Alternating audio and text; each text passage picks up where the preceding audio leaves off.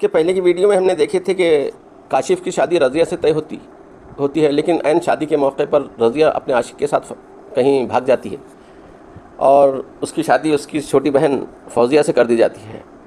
इसके आगे हम सुनेंगे। वो इस बेहोश वजूद पर नज़रें गाड़े फुंकारा, ये जानती हुई भी कि वो बेहोश है, वो फिर भी बोल रहा था। वो एक पाँव बेड के कॉर्नर पर रखता उस पर ज़रा सा झुका, उसके मासूम चेहरे पर नज़रें डाली। और तुम्हें इस भगोड़ी की बहन होने की सज़ा भुगतनी पड़ेगी फौजिया।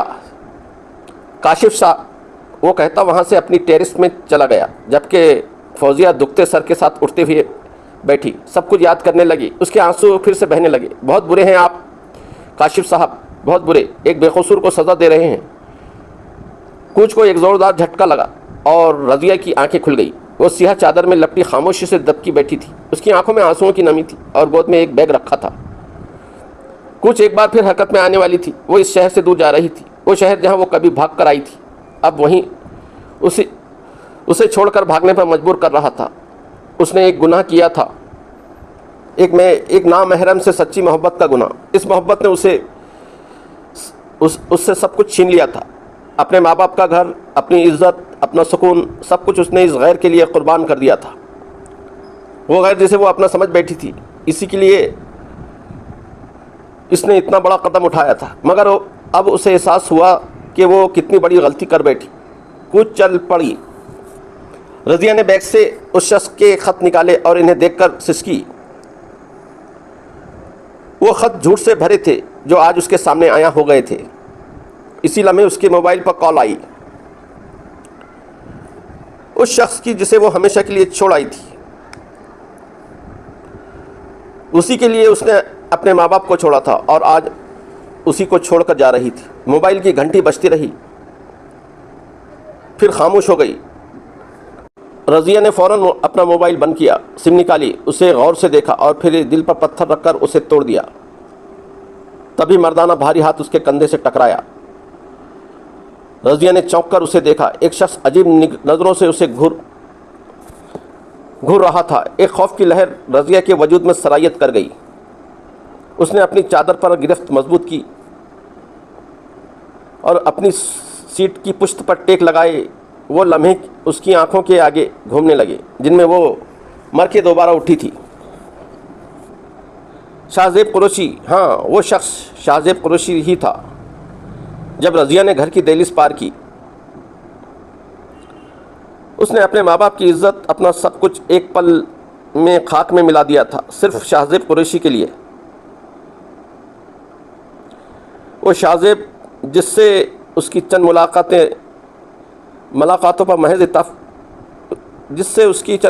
रास्तों पर महज इत्तेफाकिया हुई थी, मगर रज़िया के दिल ने उन लम्हात को हसीन सांचे में ढालकर मोहब्बत का नाम दे दिया था।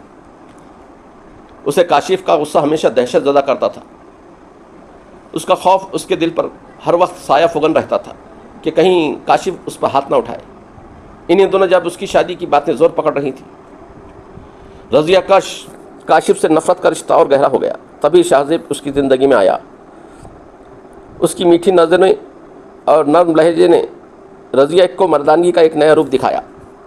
उसकी एक मुस्कुराहट रज़िया के लिए उम्मीद की किरण बन गई और इसी उम्मीद के सहारे उसने सब कुछ छोड़कर शाहज़ेब के पीछे चलने की हिम्मत की। मगर जब वो शाहज़ेब के बताए हुए एड्रेस पर पहुंची तो गोया आसमान सर पर गिर पड़ा। उसका दिल जो मोहब्बत के ख्वाबों में डूबा था एकदम चकनाचूर हो गया। वो लम्हा जब हकीकत ने उसके सारे ख्वाबों को तार तार किया, उसके लिए एक पहाड़ बनकर टूटा। उसे अपनी समाअत और बसारत पर यकीन न आया। वो शाहज़ेब ही था। हाँ, शाहज़ेब कुरैशी के पास एक औरत बैठी हुई थी। मैंने कहा था ना, काशिफ का गुरूर तोड़ूंगा। उसने मुझे नीचा दिखाया था। अब मैं उसकी मंगेतर से शादी करूंगा। शादी? तुम उसे अपनी बीवी की हैसियत दोगे? यास्मीन ने डरते हुए कहा। यास्मीन ने डरते हुए पूछा, पागल हो? एक घर से भागी हुई लड़की को मैं अपनाऊंगा? शाहज़ेब कुरैशी, अभी मेरी मुलाकात दो कौड़ी की नहीं हुई।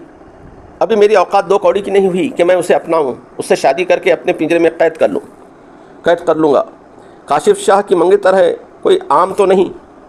उसके लहजे में नफ़रत थी, नहीं थी तो मोहब्बत नहीं थी, इज़्ज़त नहीं थी, प्यार नहीं था। सांस रोके रज़िया आंखों में आंसू लिए उन्हें इन्हीं कदमों से वापस पलट गए, बिना एक लफ्ज़ कहे, बिना किसी से शिकवा किए, क्योंकि इस सब में कसूरवार शाहज़ेब नहीं, वो खुद थी। उसने अपने प्यारे रिश्तों को एक नामहरम के इश्क में गिरफ्तार होकर छोड़ दिया था। अपने घर वालों को दुख देकर उसे क्यों कर खुशियाँ उसका मुकद्दर बनेंगी। वो खुशियाँ जिनमें उसके अपनों की दुआएं नहीं बल्कि आहें शामिल थी, वो इस दलदल से निकल आई थी। मगर अब उसे समझ नहीं आ रहा था कि वो कहाँ जाए। कराची से लाहौर तक का सफ़र तय कर चुकी थी, लेकिन उस शहर में वो किसी को ना जानती थी। काफ़ी सोच विचार के बाद उसने कसवर में अपनी एक दोस्त के घर जाने का फ़ैसला किया। फ़िलहाल वक्ती तौर पर वही उसकी मदद कर सकती थी। वापसी की कश्तियाँ तो वो खुद जला आई थी। वापस जाना तो नामुमकिन था और शाहज़ेब कुरैशी के हाथों खिलौना बनने से बेहतर था वो ख़ुद को मार डालती। लेकिन ख़ुद को मारने की बजाय उसने अपने आप को एक चांस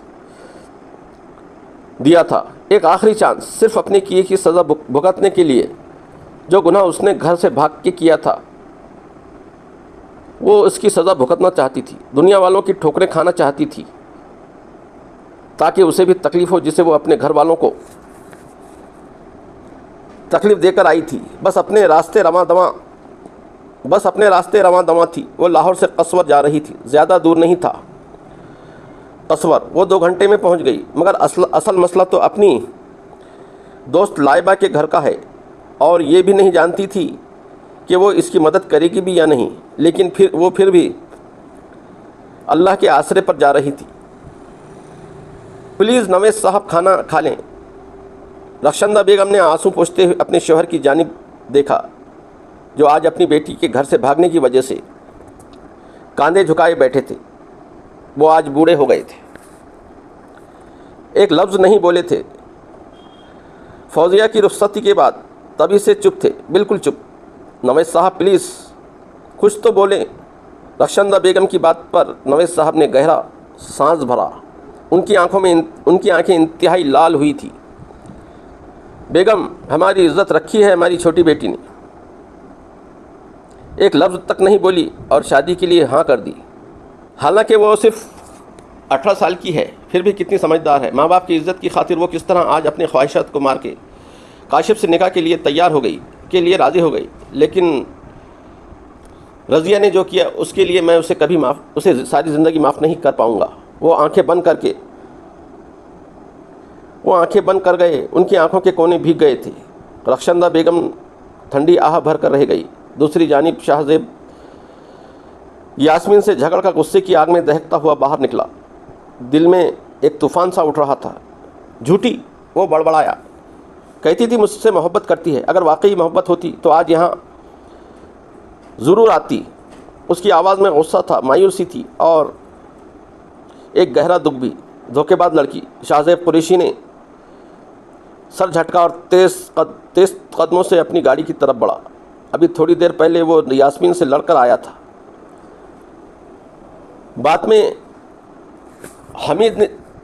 हमीद ने उससे ताना दिया था, तुम एक लड़की को जाल में फंसा रहे हो।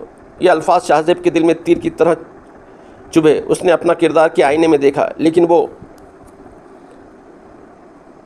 भद्दा चेहरा कबूल ना कर सका। गुस्से में आकर उसने यास्मीन को एक जन्नाटेदार थप्पड़ रसीद कर दिया। यास्मीन की आंखों में आंसू चमक रहे थे, उसकी आवाज़ लरज़ रही थी जब उसने कहा, यह सच है शाहज़ेब, तुम ऐसे ही हो। लेकिन शाहज़ेब का गुस्सा अभी ठंडा ना हुआ था। वो तिलमिलाकर बोला, मैं जो मर्ज़ी करूं, तुम कौन हो बोलने वाली। उसकी आवाज़ में हक़ारत और गुरूर था। आइंदा अपनी ये शक्ल मुझे मत दिखाना। निकलो यहाँ से, गेट आउट। यास्मीन आंखों में समंदर समोए चुपचाप खड़ी रही। जब शाहज़ेब दरवाजे की तरफ बढ़ा, अब सर झटकते गाड़ी में बैठने लगा। उसके मोबाइल पर उसके ख़ास मुलाजिम की कॉल आने लगी, जो इस वक्त कराची में रज़िया के घर के करीब मौजूद था और उसे तमाम रिपोर्ट्स वक्तन फ़ौक्तन दे रहा था। सर, मैं कब से आपको फ़ोन कर रहा हूँ, आपने कॉल ही नहीं उठाया।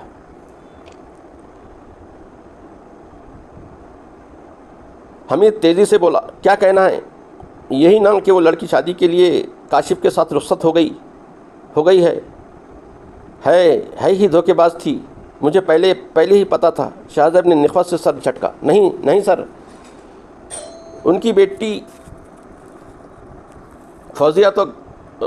रज़िया तो घर छोड़कर भाग गई। काशिफ के साथ तो नवेद साहब की छोटी बेटी फौजिया का निकाह हो गया। हमीद की बात पर एक पल को शाहज़ैब को पूरा वजूद सुन्न हो गया था। ये क्या बोल रहे हो? उसे अपनी आवाज़ दूर खाई से आती हुई सुनाई दी। मैं सच कह रहा हूँ सर। रज़िया मैडम घर छोड़कर जा चुकी हैं और वाज साहब जो यहाँ शोर शराबा मचाया, पूछो मत। ऐसा कैसे मुमकिन है? अगर रज़िया वहाँ नहीं है तो फिर कहाँ है? यह सवाल शाहज़ैब के पूरे वजूद में तमाचे की तरह लगा। कैसी बातें कर रहे हैं सर? वो आपके पास ही तो आई थी। वो आपके पास ही तो आई हैं। हमीद ने हैरानी से कहा। नहीं हमीद, वो यहाँ नहीं आई। शाहज़ैब का दिल किसी अनहोनी के एहसास से धड़का। सर, आपके अलावा वो किसी को नहीं जानती। वो घर से निकली हैं आपकी खातिर, तो आपके पास नहीं पहुँची तो वो कहाँ जा सकती हैं? हमीद भी बुरी तरह परेशान हुआ था। 1 मिनट। शाहज़ैब ने कॉल होल्ड पर लगाई और वॉचमैन के पास आया और उससे पूछने लगा। जी साहब,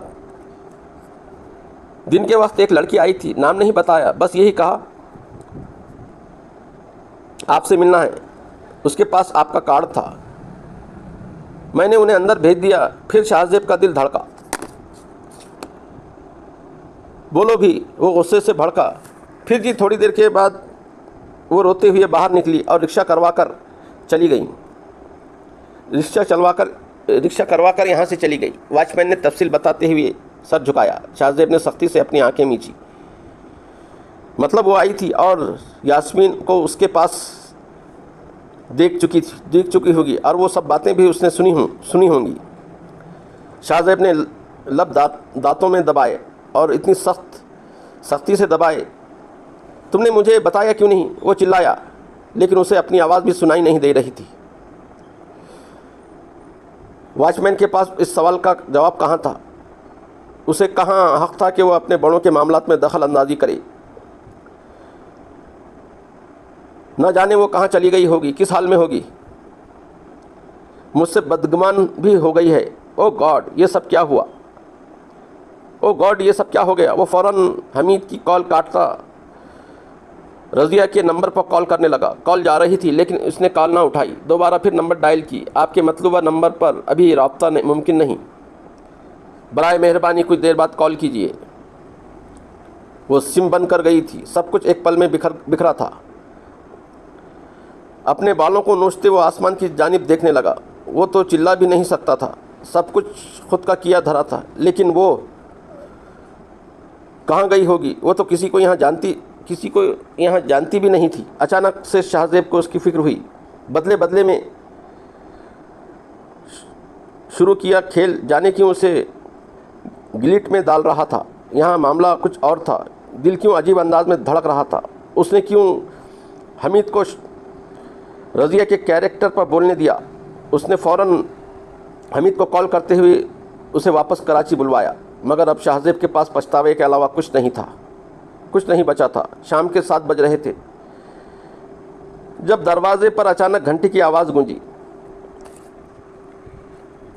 हमीदा बेगम बावर्ची खाने में मसरूफ़ थी। उन्होंने हाथ में पकड़ा हुआ चमचा एक तरफ रखा और आवाज़ लगाई, लाइबा ज़रा देखो तो कौन आया है। लाइबा ने फ्रिज का दरवाज़ा बंद किया और तेज़ कदमों से दरवाजे की जानिब बढ़ी। जैसे ही उसने दरवाज़ा खोला, सामने रज़िया को देखकर उसकी आंखें हैरत से फैल गई। वो कभी रज़िया को देखती, कभी पीछे मुड़कर अपनी अम्मी की तरफ नज़रें उठाती, जो अब सहन में आते हुए मुतजस्सिस अंदाज में उसकी जानिब देख रही थी। कौन है लाइबा? वहीं क्यों जम गई हो? नईमा बेगम ने पीछे से ऊंची आवाज़ में पूछा। मामा, ये मेरी दोस्त रज़िया है, लाइबा ने जल्दी से जवाब दिया और फिर रज़िया की तरफ मुड़ते हुए नर्म लहजे में बोली, रज़िया अंदर आओ। शहजाद ने अपने बैग पर गिरफ्त मजबूत की और हिचकिचाते हुए घर में कदम रखा। हमीदा बेगम के माथे पर बल पड़ गए। वो हैरान नज़रों से रज़िया के सर से पाँव तक देखते हुए बोली, ये कौन लड़की है? तुम्हारी कौन सी दोस्त है? मैं तो इसे बिल्कुल नहीं जानती।